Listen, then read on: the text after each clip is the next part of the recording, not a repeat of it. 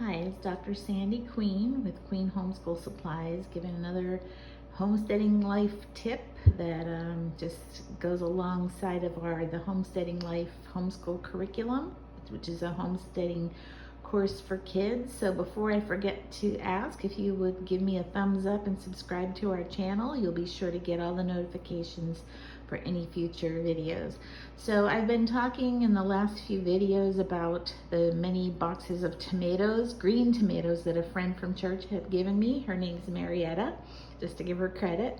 And little by little, those tomatoes have been ripening. So this is what I have today. These are the ones that were ripe today.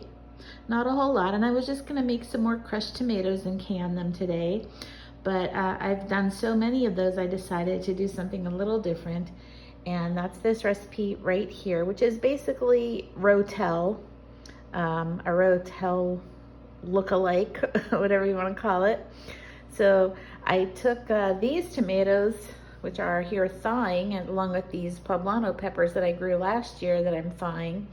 Took these out of the freezer to add to this small batch so that I would have enough to can a batch of the Rotel substitute.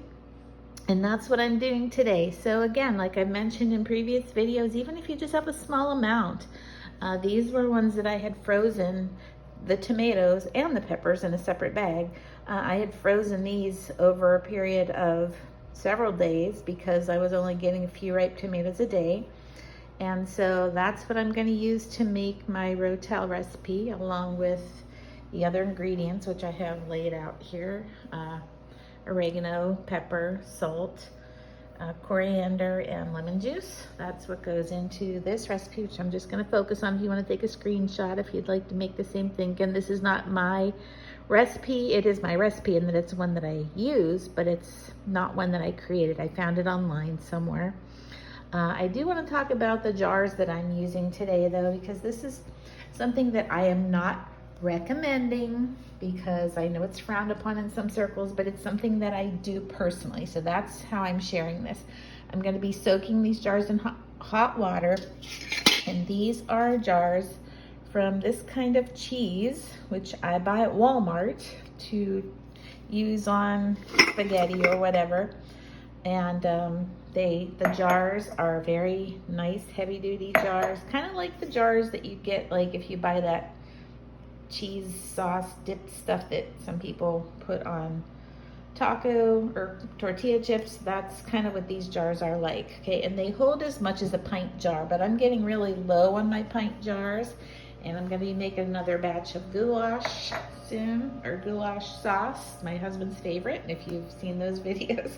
And so I want to reserve my pint-sized jars that are the regular canning jars for that recipe, because I had them stacked in a certain way that I just like to have all the same jars, and I already made 2 batches or 3 batches of that stuff. So these will be the jars that I've been using. You can see that these are a lug lid. They have those lugs around the edges. They do have a popping bubble in the middle, which you can see when it seals, it's going to pop down. So that's what I will be using instead of the 2-piece lid. I'm not recommending everybody use these. I'm just showing you, as a longtime canner of around 40 years now, I've been canning. This is what I do, and I reuse these multiple times. So that's what I'm doing today. And I'd be very interested to know what you're canning today. So if you're canning also, leave me a comment in the comments section, and happy canning to all. Thanks for watching.